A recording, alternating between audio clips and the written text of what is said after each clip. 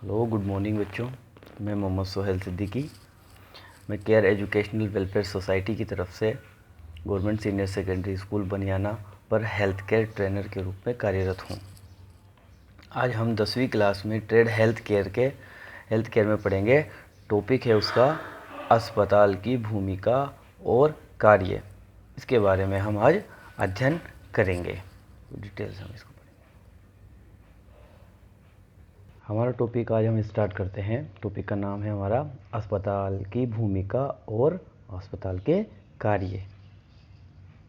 हमें अस्पताल की ज़रूरत क्यों है? हमें अस्पताल की ज़रूरत बहुत सी परेशानियों को दूर करने के लिए उसकी ज़रूरत पड़ती है, जिसमें से कुछ जो मुख्य बातें हैं वो आपके सामने है। जिसमें पहला है, बीमार होने पर, चोट लगने पर उपचार प्राप्त करने के लिए हमें हॉस्पिटल की ज़रूरत पड़ती है। दूसरा है, संक्रमण के रोकथाम के लिए, जैसे कोई इन्फेक्शन हो जाता है तो उसकी जो रोकथाम के लिए, जैसे कि टीकाकरण लगवाना। और तीसरा है, चिकित्सा के क्षेत्र में प्रशिक्षण देने और रिसर्च करने के लिए हमें हॉस्पिटल की ज़रूरत पड़ती है। जो चिकित्सा का जो क्षेत्र है उसमें प्रशिक्षण है, ट्रेनिंग देने के लिए और रिसर्च करने के लिए। बहुत सी बीमारी हो जाती है, जो बीमारी के लक्षण सामने आते हैं। अब जैसे कि कई लक्षण हैं, जो लक्षण सामने आते हैं उसको दूर करने के लिए भी हमें अस्पताल जाना पड़ता है। अब जैसे कि ये दिखा रखा है इसके अंदर, दर्द होने पर हमें हॉस्पिटल जाने की ज़रूरत होती है, बुखार होने पर हमें हॉस्पिटल जाने की ज़रूरत होती है, सर्दी और खांसी होने पर हमें हॉस्पिटल जाने की ज़रूरत होती है, चोट लग जाने पर हमें हॉस्पिटल की ज़रूरत पड़ती है, तथा उल्टी होने पर भी हमें हॉस्पिटल जाने की ज़रूरत होती है। ये कुछ लक्षण थे आपके सामने, जो अगर हमारे शरीर के अंदर दिखाई देते हैं तो हमें हॉस्पिटल जाने की ज़रूरत होती है, इसलिए हम अस्पताल जाते हैं। मरीज जैसे ही हॉस्पिटल में पहुंचता है तो उसे मेडिकल लाइन के प्रशिक्षित लोगों के सामने बुलाया जाता है ताकि वो उसका इलाज कर सके। अस्पताल में पेशेवर चिकित्सा स्टाफ होता है, जैसे डॉक्टर, नर्स आदि, जो कि रोगी को देखभाल प्रदान करते हैं। जब हम अस्पताल पहुंचते हैं तो वहाँ मुख्यतः दो विभाग होते हैं, आईपीडी विभाग और ओपीडी विभाग। अब हम आगे यही जानते हैं कि आईपीडी विभाग क्या होता है और ओपीडी विभाग क्या होता है। पहला अपन देखते हैं ओपीडी विभाग, आउट पेशेंट डिपार्टमेंट, बाह्य रोगी विभाग क्या होता है। इसमें रोगी अपने घर से अस्पताल डॉक्टर के पास आता है और परामर्श लेकर, जांच करवाकर, स्वास्थ्य सेवाएं प्राप्त करके वापस अपने घर चला जाता है। इसमें रोगी को अस्पताल में भर्ती होने की आवश्यकता नहीं होती है। जो आउट पेशेंट डिपार्टमेंट होता है उसके अंदर भर्ती नहीं किया जाता है रोगी को। वो दवाइयाँ लेकर, परामर्श लेकर अपने घर चला जाता है। ये ओपीडी विभाग इस तरह से होता है, डॉक्टर या नर्स बैठे हुए हैं और साथ में मरीज बैठा हुआ है, वो डॉक्टर से परामर्श ले रहा है। ये ओपीडी विभाग होता है। दूसरा जो विभाग होता है वह है आईपीडी विभाग, अंत्य रोगी विभाग, इंडोर पेशेंट डिपार्टमेंट। इसमें ज़्यादा गंभीर बीमारी होने पर, जिनका इलाज रोगी के घर में संभव नहीं होता, ऐसे रोगी को अस्पताल में भर्ती करके उसे देखभाल प्रदान किया जाता है।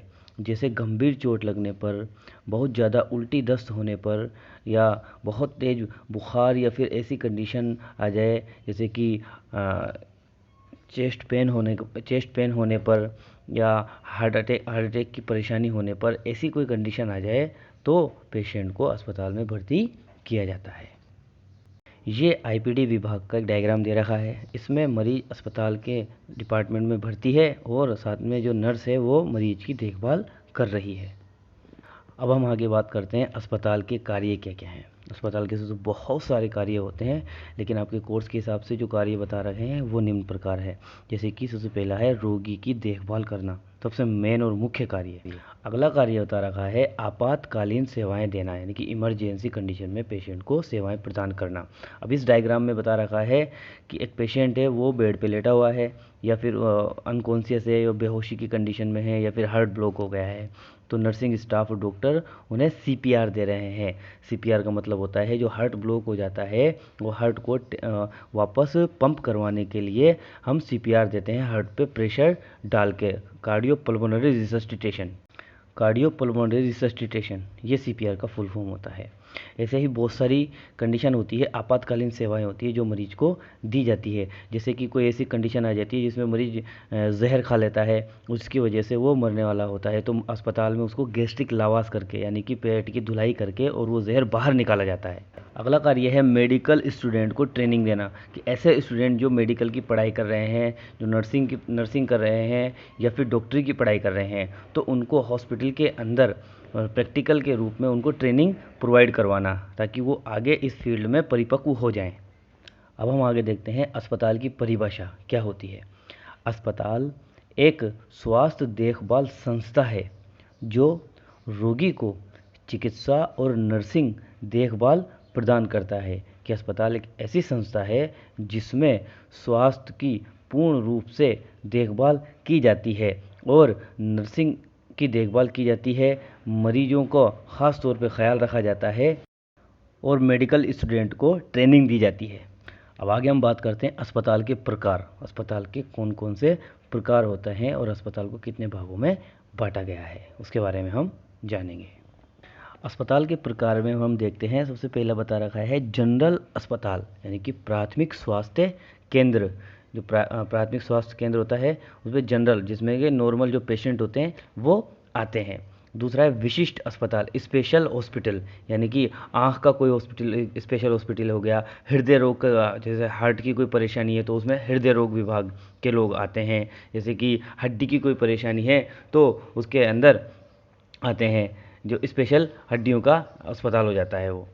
अगला आता है अलगाव अस्पताल यानी कि आइसोलेशन हॉस्पिटल। जैसे कि अब प्रेजेंट टाइम हम देखें कोविड-19 अस्पताल, जो ऐसा विभाग है जहाँ से इन्फेक्शन फैलने का खतरा होता है, वो अस्पताल अलग से बनाया जाता है और उसका वार्ड बनाया जाता है, जिसे हम बोल सकते हैं जैसे कि कोविड-19 हॉस्पिटल। स्पेशल हॉस्पिटल में ही अगला जैसे कि टीबी का हॉस्पिटल, जैसे कि ट्यूबरक्लोसिस अगर किसी को है तो उसमें भी इन्फेक्शन फैलने का खतरा होता है, एक पेशेंट से दूसरे पेशेंट में जाने का खतरा होता है, इसलिए एक उसका भी अलग हॉस्पिटल या अलग डिपार्टमेंट बनाया जाता है जिसे टीबी अस्पताल बोलते हैं।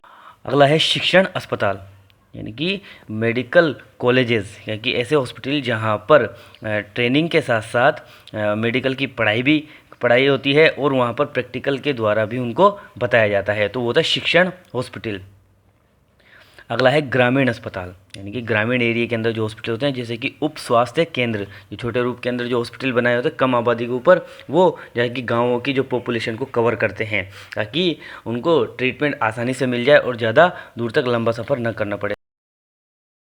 आज का टॉपिक हमारा पूरा होता है। आशा करता हूँ कि आपको टॉपिक समझ में आया होगा, अच्छा लगा होगा।